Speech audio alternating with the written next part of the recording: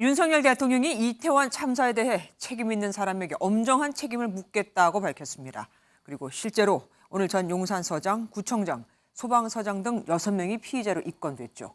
이들의 설명 안 되는 행적, 그리고 가만 놔두면 될 걸 굳이 일부러 삭제해서 긁어부스럼 만든 일 등 수사해야 할 일이 많습니다.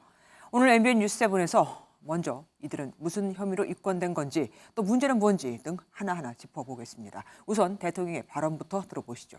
황재형 기자입니다.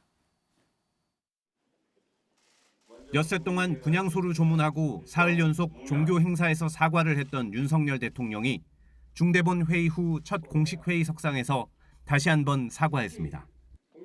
윤 대통령은 국가안전시스템 점검회의를 주재한 자리에서 진상규명을 철저히 하고 그 과정을 투명하게 공개하겠다고 강조했습니다.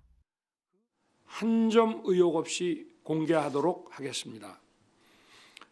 그 결과에 따라 책임 있는 사람에 대해서는 엄정히 그 책임을 묻도록 하겠습니다.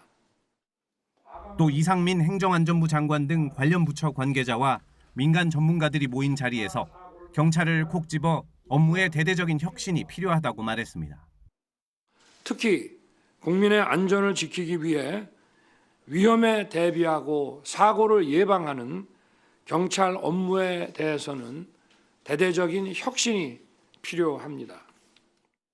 윤 대통령은 다시는 이런 비극이 일어나지 않도록 안전한 대한민국을 만드는 데 모든 역량을 쏟아야 한다며 재발 방지 대책을 지시했습니다.